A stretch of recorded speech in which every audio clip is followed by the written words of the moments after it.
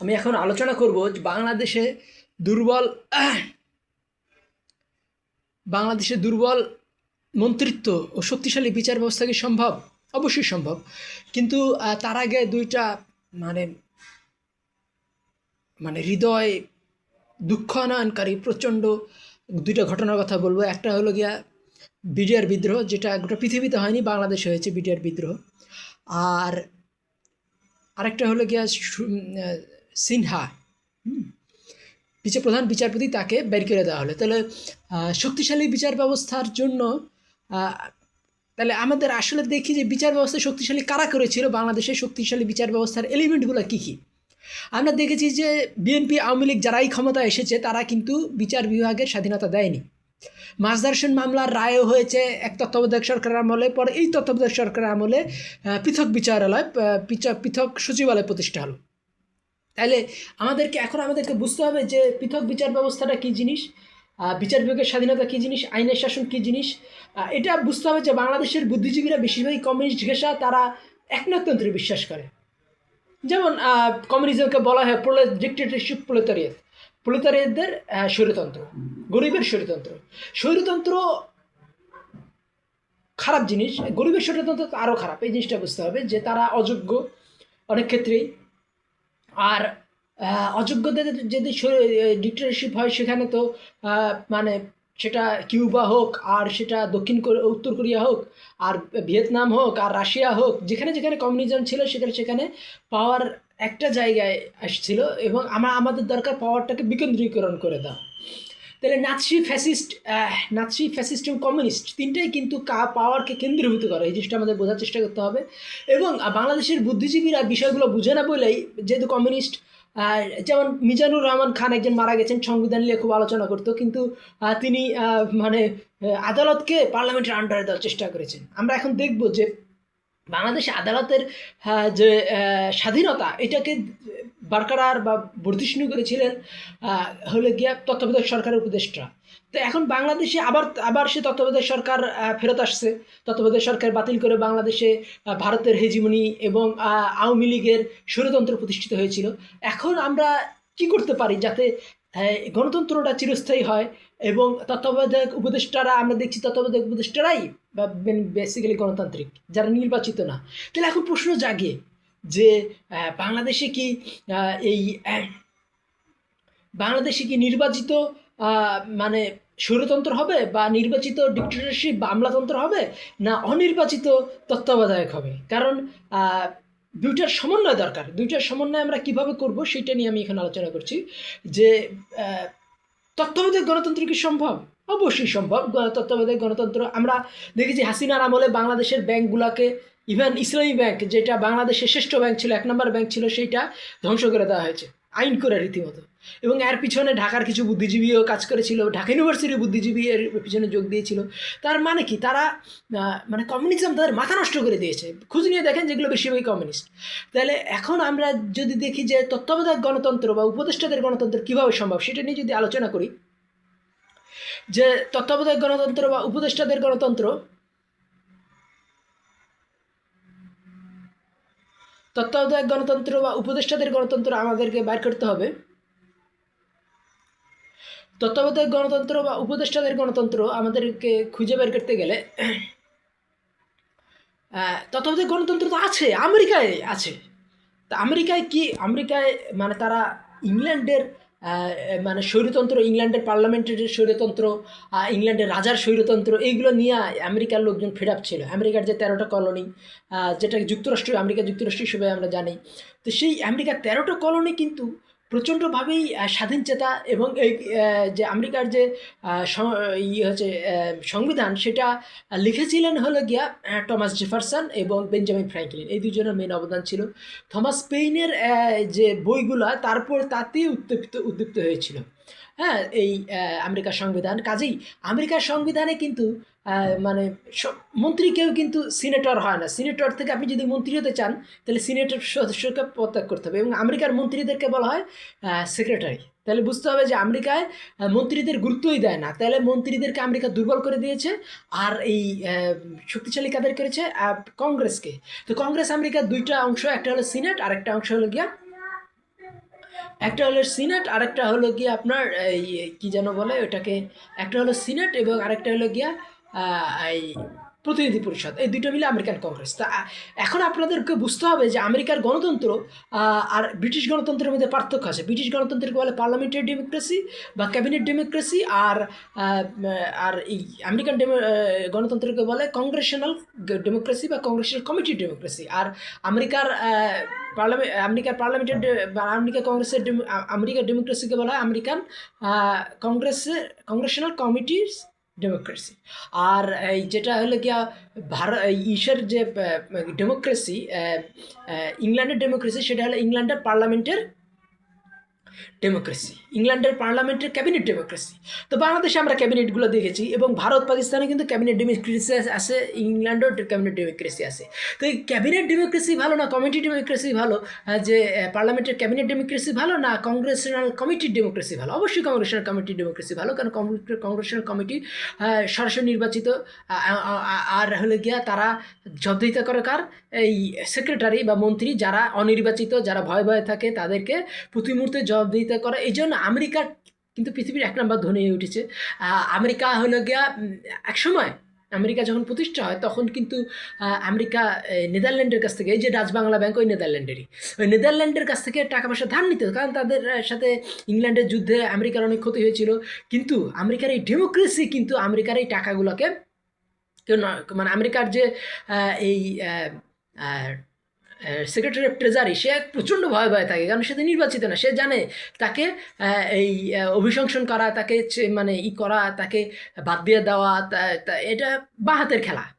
প্রেসিডেন্টের জন্য বা ইসের জন্য বাঁ হাতের খেলা, যারা এই কংগ্রেসের মেম্বার, তাদের জন্য বাঁ হাতের খেলা। তো কাজে আমেরিকার যারা সেক্রেটারি বা মন্ত্রী, তারা কিন্তু মন্ত্রী বলেও না, তারা বলে সেক্রেটারি, তারা দুর্নীতি করতে সাহস পায় না। তো কাজেই বাংলাদেশেও আমাদের ওই ধরনের একটা ডেমোক্রেসির দিকে যাইতে হবে, যেখানে মন্ত্রী নামও দিব না, তাদেরকে উপদেষ্টা বা সেক্রেটারি বলবো, এবং তাদেরকে তাদেরকে জব দেওয়ার জন্য থাকবে পার্লামেন্টের সরাসরি নির্বাচিত পার্লামেন্টের উচ্চকক্ষ এবং সরাসরি নির্বাচিত পার্লামেন্টের নিম্নকক্ষ। তো এইটার যদি পরবর্তীতে বাংলাদেশে, যেহেতু এখন দু একটা দল সরাসরি নির্বাচিত ইসের বিরোধিতা করছে, উচ্চকক্ষের বিরোধিতা করছে না, সরাসরি নির্বাচিত উচ্চকক্ষের বিরোধিতা করছে, কিন্তু এই যে নির্বাচন আসছে, এই নির্বাচনে এমন কিছু রাজনৈতিক দল আমার মনে হয় যে জিতে আসবে, যারা এই সরাসরি নির্বাচিত এই নাম কি বলে উচ্চকক্ষকে সমর্থন করবে। তখন কি হবে? এবং সরাসরি নির্বাচিত প্রেসিডেন্টকে সমর্থন করবে, আমেরিকান ডেমোক্রেসি যেটা। তাহলে কী হবে? বাংলাদেশ হয়ে যাবে, বাংলাদেশ হলে গিয়ে সবচেয়ে উর্বর, পাঞ্জাবের থেকে উর্বর। কিন্তু বাংলাদেশেই সবচেয়ে বেশি দুর্ভিক্ষ হয়েছে, ভাগ্যের কারণে হোক, চার্চিলও দায়ী ছিল, বাংলাদেশি মানে ভাগ্যের কারণ, বাংলাদেশের আর ষড়যন্ত্রী ছিল প্রচণ্ডভাবেই। যখন ক্লাইভ পরাজিত হলেন 1757 সালে, ক্লাইভ জয় হলেন, সিরাজউদ্দৌলা পরাজিত হলেন, তখন কিন্তু এই মানে একটা দুর্ভিক্ষ হয়েছিল বাংলাদেশে। 70 মন্বন্তর বলে ওটাকে। হ্যাঁ, তো এই মন্বন্তর পরে আবার এই যে 1943 সালের দিকে একবার একটা দুর্ভিক্ষ হয়েছিল। সেই দুর্ভিক্ষতে কিন্তু মানে বাংলাদেশের প্রায় অনেক লাখ লোক মারা গেছিল। তারপরে আবার আরেকটা দুর্ভিক্ষ হলো, কোথায়? সেটা হলো গিয়া ইসের দুর্ভিক্ষ, বাংলাদেশে আরেকটা দুর্ভিক্ষ হলো। সেই দুর্ভিক্ষটা হলো 74-এর দুর্ভিক্ষ, 1974-এর দুর্ভিক্ষ, যখন বাকশালের আগে আগে এই শেখ মুজিব মানে বাংলাদেশ স্বাধীনের পরে 1974 সালে আরেকটা দুর্ভিক্ষ হয়েছিল। অথচ দুর্ভিক্ষ হতো কোথায়? এটা আমাদের বের করতে হবে। দুর্ভিক্ষ হতো মারাঠায়, এবং মারাঠায় যেহেতু ওখানে বৃষ্টি পেয়েছে, মহাদেশের পশ্চিম সাইডে পৃথিবীর সমস্ত মরুভূমিগুলো, তো এই ভারতবর্ষের পশ্চিম সাইডে হলো গিয়া, ভারতবর্ষের পূর্ব সাইডে হলো বাংলা, আর মারাঠা হলো ভারতবর্ষের পশ্চিম সাইডে। তো ফলে তারা ডাকাত দল ফর্ম করতো, ডাকাত দল ফর্ম করে এখানে চলে আসতো এবং ডাকাতি করে নিয়ে যেত এই মারাঠার লোকগুলা।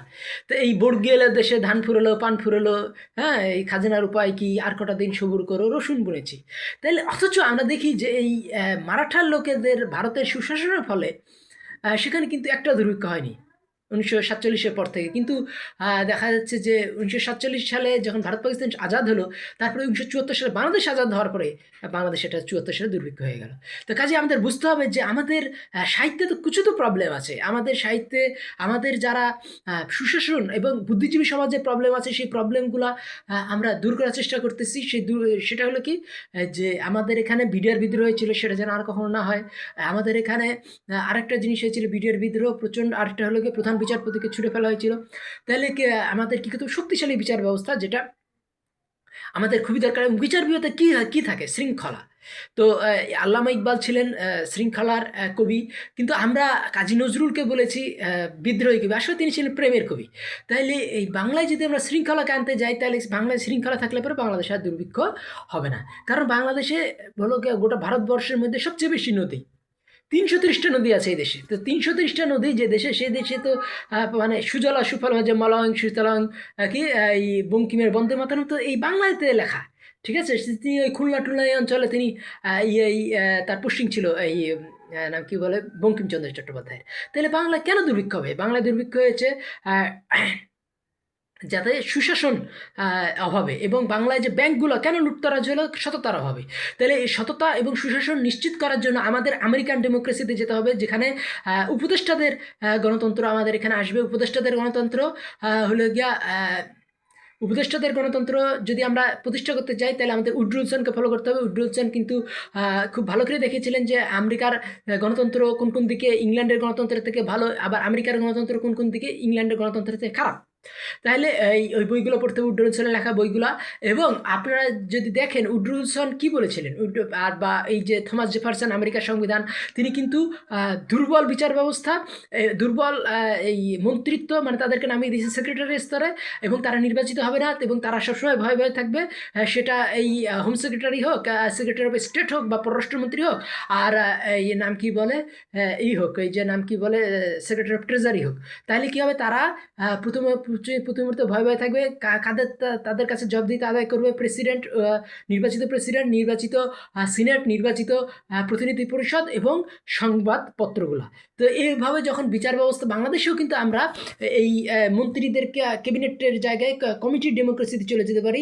বাংলাদেশের পার্লামেন্টারি কমিটির ডেমোক্রেসি হবে, সেখানে পার্লামেন্টের কোনো মেম্বার মন্ত্রী হতে পারবে না। প্রতিটা মন্ত্রী, এবং মন্ত্রীদের পার্লামেন্টের মধ্যে যদি কোনো যোগ্য নেতা থাকে, তাকে মন্ত্রিত্ব পার্লামেন্টে নির্বাচিত হয়েছে, তারপর তাকে পদত্যাগ করতে হবে। পদত্যাগ করে তাকে এই সেক্রেটারি বা উপদেষ্টা নাম দিয়ে, আমরা আমেরিকার ওই সেক্রেটারি নাম না দিয়ে আমরা ধরেন 15-20টি উপদেষ্টা নিয়োগ দিতে পারি। এই উপদেষ্টারা এই পার্লামেন্টের কাছে জবাবদিহিতা, পার্লামেন্টের উচ্চকক্ষ, নিম্নকক্ষ এবং প্রেসিডেন্ট, তিনজনের কাছেই, এবং এই নাম কি বলে পেপার পত্রিকা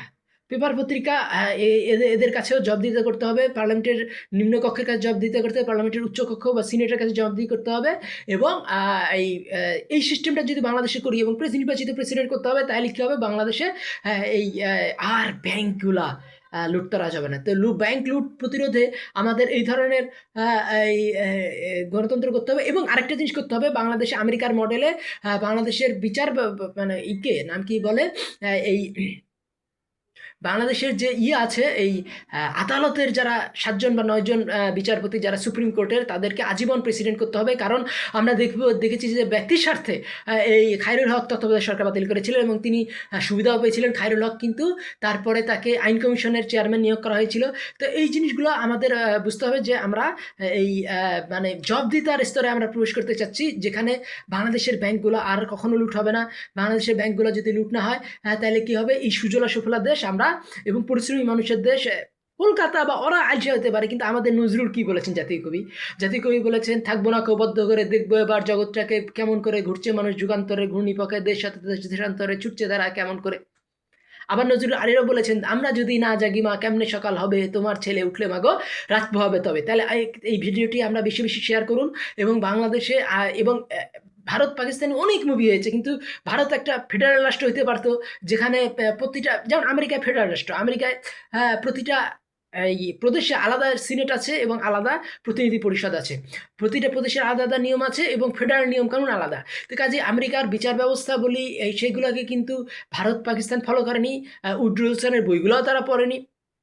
আমার তো বই পড়া ব্যাপক। আপনারা যারা আমার ভিডিওগুলো দেখেছেন, তারা ভিডিওগুলোতে লাইক দেন, শেয়ার করেন। কারণ এই ধরনের কথাবার্তাগুলো কারণ বাংলাদেশে মানে এইটাকে বলে পার্লামেন্টারি ডেমোক্রেসি, আর নাম কি বলে ইংল্যান্ডের গণতন্ত্রকে বলে, আর আমেরিকার ডেমোক্রেসি কি বলে চেক অ্যান্ড ব্যালেন্সের ডেমোক্রেসি। তাই আমরা চেক অ্যান্ড ব্যালেন্সের ডেমোক্রেসির দিকে চলে যাচ্ছি।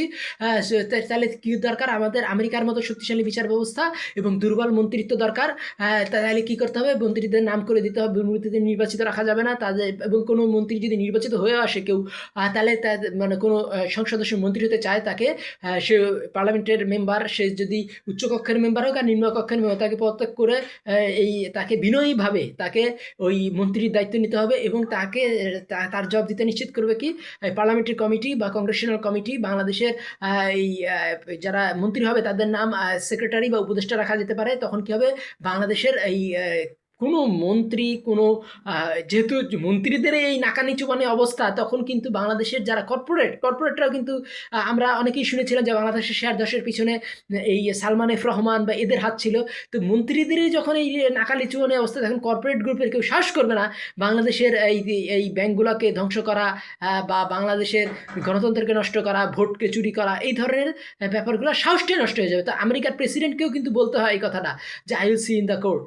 ট্রাম্পের একটা বিখ্যাত উক্তি যে প্রেসিডেন্ট নিজে কিন্তু বিচার করতে পারে না, তাকে কোর্টের অধীনস্থ হইতে হবে, তাকে তোমার সাথে আমার কোর্টেই দেখা হবে। তাহলে এইটা হলো গিয়া ভদ্রতার উক্তি, এইটা হলো গিয়া গণতন্ত্রের উক্তি। তাহলে আমরা গণতন্ত্রের অনেক অনেক বড় বোকা লোক, যেমন এখানে এই বাংলাদেশেই এমএসআই খানে একজন ভিডিও আপলোড করেছেন যে মানে এই নাম কি বলে, এই বাংলাদেশের ভারতকে ফলো করতে হবে। ভারতকে একটা গণতান্ত্রিক রাষ্ট্র বলা যায়? ভারতে কিন্তু আমরা দেখেছি যে ইভিএমে ভোটাধিকার হয়, কিন্তু ইংল্যান্ড আমেরিকায় ইভিএমে ভোটাধিকার হয় না। কারণ আমরা জানি এই যুগটা যদিও ইলেকট্রনিক্সের যুগ, কিন্তু ইলেকট্রনিক্স ভাইরাস টাইরাস বিভিন্ন জিনিস দিয়া এইগুলোকে অকেজো করা যায়, এইগুলোকে ধ্বংস করা যায়। কাজেই তারা এই মানে কাগজের ব্যালটে ভোট দেয় আমেরিকায়, এবং ইংল্যান্ডও তাই, ইউরোপীয় ইউনিয়নে তাই, প্রত্যেকটা দেশেই। কাজেই আর আমেরিকাতে যে ধরনের মানে কোর্টের স্বাধীনতা আছে, কিন্তু আমরা দেখলাম কি ভারতে উমর খালিদের কোনো বিচার হয় না, তাকে নিয়ে রেখে দিছে। তাহলে এই যে মানে বিচারহীনতা, এবং বাংলাদেশে যে গুম সংস্কৃতি ছিল তাতে তারা অংশীদার ছিল কিন্তু ভারতও। আজ এই ভারতকে ভারত আমাদের গণতন্ত্র নষ্ট করার জন্য প্রচণ্ডভাবে চেষ্টা করেছে। তারা বাংলাদেশের এই বিরোধী দলকে যারা নির্বাচনে অংশ নিতে চাচ্ছিল না তাদেরকে অংশ নিতে বলেছে, যাতে একটা ভোট চুরি নির্বাচন হতে পারে। কাজেই ভারতকে আমরা গণতন্ত্রের আদর্শ মানবো না, আমরা আমরা আদর্শ মানবো ইংল্যান্ডকে, এবং তার থেকেও বেশি মানবো আমেরিকাকে। ইংল্যান্ড ও আমেরিকা কিন্তু কোনটা গণতন্ত্র ভালো সেটা নিয়ে পড়াশোনা করব, এবং সেখানে আমরা দেখবো কি উপদেষ্টাদের গণতন্ত্রই সবচেয়ে ভালো, বা অনির্বাচিত মন্ত্রীদের নির্বাচিত সংসদ সদস্যদের জবাবদিহিতার যে গণতন্ত্র বা দুর্বল মন্ত্রিত্ব, সবল বিচার বিভাগ, সবল সংসদ এবং সবল প্রেসিডেন্টের মাধ্যমে, সবল প্রেসিডেন্ট বলবো না, এই মানে নির্বাচিত প্রেসিডেন্টের গণতন্ত্রই কিন্তু বাংলাদেশের গণতন্ত্রকে এবং ফ্রিডম অফ প্রেস এইগুলোকে নিশ্চিত করতে পারলেই বাংলাদেশের গণতন্ত্রটা স্ট্রং হয় বলে আমাদের বিশ্বাস। আমার কথা ভালো লাগলে আমার চ্যানেল সাবস্ক্রাইব করুন, লাইক বাটন ক্লিক করুন। ধন্যবাদ।